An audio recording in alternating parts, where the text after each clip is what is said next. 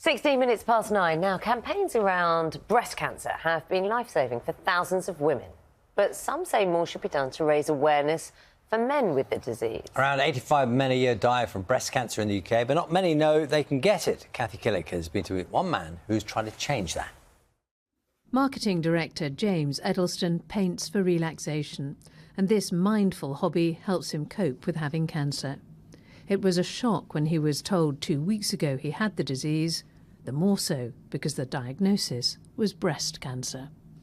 I felt like it wasn't possible. I didn't understand how this could be for me. I used to work for Cancer Research UK years ago, and I actually used to interview women who'd been through breast cancer, and I never expected to be on the other side of that conversation.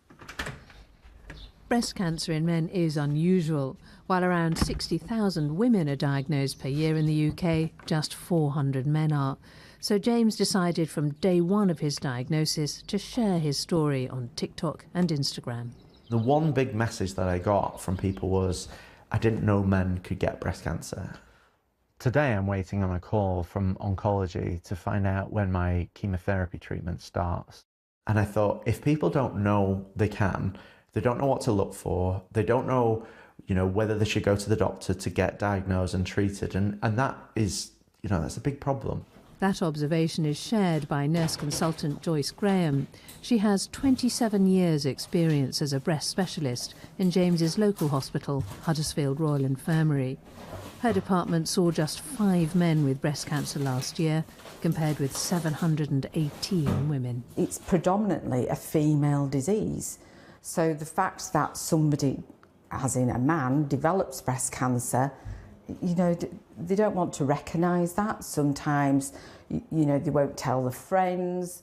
They can be very body conscious. So when they go on holidays, they may not want to take the T-shirts off because they've got a scar on the chest. So the stigma is something that can be ongoing. So you must welcome James being so open about it, must you? We certainly do. Anything that promotes better health and awareness of breast cancer and cancers in general is always a good thing. Where I am today is I'm waiting on starting my treatment. It's going to be a 4-month chemotherapy plan, and then after that we'll revisit surgery. But I'm going to continue to document it. I'm going to continue to talk about it because I think it's important that people see the reality of what people are dealing with. Kathy Killick, BBC News. Joining us now is James Richards, who's a breast cancer patient and founder of Moobs support group. Good morning to you. Good morning. We're also joined by Dr Vivek Mishra, a consultant clinical oncologist at the Christie Hospital in Manchester. Good morning to you. Good morning. James, I have permission from you to ask you this, and it's simply because of the support group being called Moobs. When you found a lump, did you have moobs? And by moobs, in case anyone's asking, just larger breasts? No, not necessarily the name I came up with. I thought it was quite tongue-in-cheek and quite funny, so I sort of kind of went with that. Starts kind of like provokes questions to be asked, I guess. But no, it wasn't a reflection on my anatomy at the time. What was your anatomy at the time like when you found that you had a lump? Perfectly healthy, not an athlete by any chance, but no, perfectly normal proportioned, I'd guess. And I think that's probably why I found the lump so easily. So where was it? How did you feel it? What did you think? What were you thinking? What were you just like? Oh, did you even think about breast cancer being a possibility? No. So I was sat at work. I was in a meeting. I had my arms crossed just like this.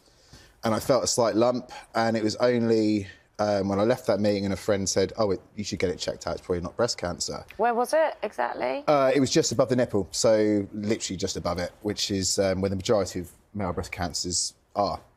Yeah, it was literally a case of, it didn't even come into my mind. I went back to work, and I think just like the VT show with James, our stories are strikingly similar. I think he found it and he was doing a lot of DIY at the time and he thought he'd had a bit of a knock and then he just forgot about it and got on with his day and then only went back when there was real pain and, lumps don't always hurt. So, if it hadn't have hurt, would he have gone? And for me, I just had a lot of pressure from my mother forced me to go. Thank Christ I did go. Well, I suppose in a way, Doctor, we will come to you in a second, but it's so interesting hearing from James. I mean, in a way, the reason she was giving you pressure is because you said something out loud. Yeah. And I suppose one of the real risks is that you don't. Someone doesn't say anything out of whatever, embarrassment, whatever, just don't speak. We're stoic, Charlie, aren't we? Really. I think there is a real thing with men not going to the doctors. I've been guilty of that. The mortality rate in breast cancer in men is 19% higher than in women. And you have to kind of say, why is that? Is there an education gap? Probably. But is there also that gap of, I'm OK, I don't need to go to the doctors? Doctor, is that experience, James's experience of, discovering for himself and then actually speaking to someone, seeking medical help, is that routine, or do you see a lot of people who come to it later, haven't asked the right questions? Absolutely. We see a lot of people who come later. And as you pointed out yourself, it's partly because, this can't be cancer, or this cannot be something serious. And also the stoicism, which you say, people don't talk. I think men don't talk as much as women do about their own health, and that is an issue. Awareness is very, very important. You've mentioned, James, that the issue here is of poor survival. And one of the biggest drivers of poor survival is late diagnosis. So being aware, talking to people, going to see a health professional, I think that's very, very important. James gave us his version of what he discovered and what it felt like. Can you just explain in medical terms, if someone is checking, which you, I guess, would advise you routinely do, what is it they're looking for, or what would be a sign? Lumps are the most important thing to look for. And the area that most commonly happens, as you said, James, is the area behind the nipple. So really, if a man wants to examine himself, the area to look at or feel is the area behind the nipple, a little bit to the middle, a little bit to the side, and very importantly, under the arm. There are lymph glands there, and breast cancer can spread from the breast into the lymph glands. So sometimes it's the lymph glands that might be enlarged even before there's a lump. But it's also true, is it not? Forgive me if I got this wrong entirely. Lymph glands can swell for a lot of reasons, and that could just be one of them. Yeah, absolutely. So again, one of the things is never to panic when a lump is found, whether it's in the breast or under the arm. It's always giving it a test of time, and for time, I would say about 7 to 10 days. Mostly benign conditions, lymph glands can go up because of an infection after a bout of gardening. So those things will go down. They'll usually be a bit painful, and if they resolve, fine. If they don't resolve during that sort of 10, 15-day period, please go and see someone. As a woman, we're taught to examine our breasts, and we kind of know and do it regularly. Yeah. There's also, I think, if there's any discharge or bleeding, you should, or wrinkling of skin, you should to be aware of as well.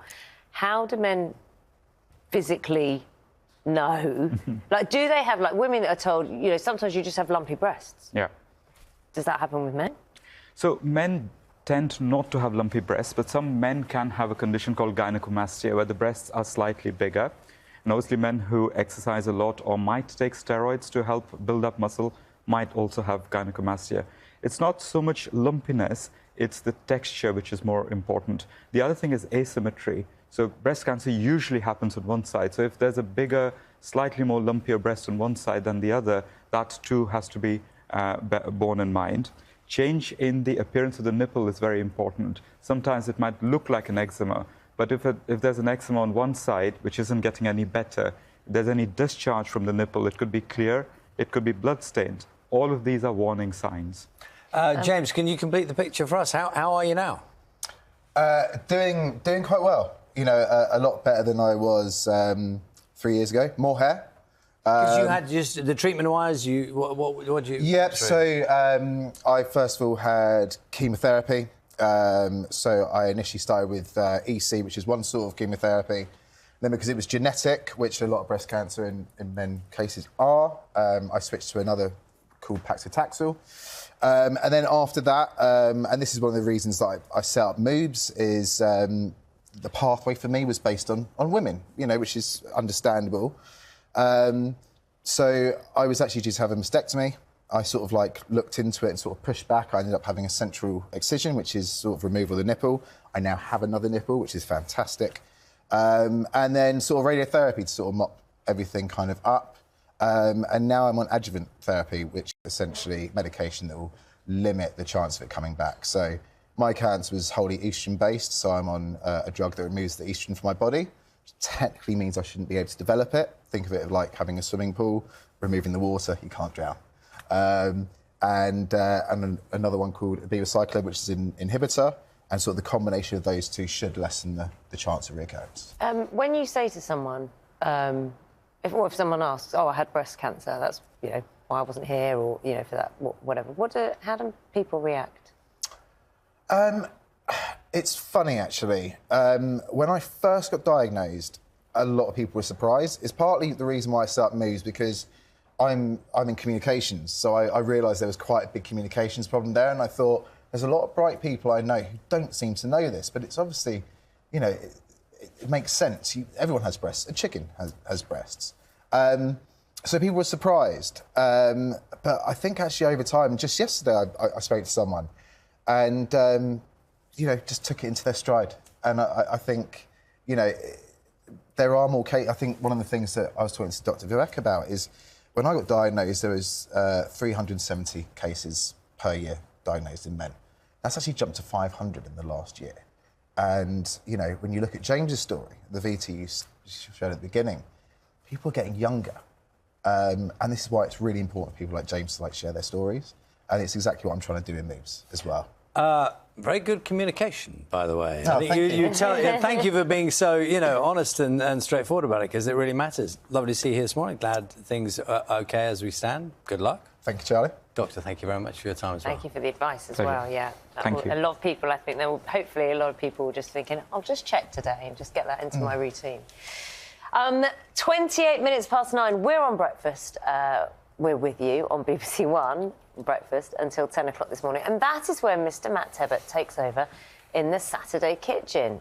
Oh, my goodness. I think I'm going to have to adjust the colour on my set. What's going on? Summer collection is coming out. It's 20 degrees outside, and all I've got is overshirts and dark blue. So I thought, switch it up. Have you had some kind of epiphany or something? Because we've been doing this kind of chat for years, and I've never seen you in a pale shirt. I've worn this before. It kind of slowly drips in, It does take a long time. I'm always very late to the party. Do you think it works?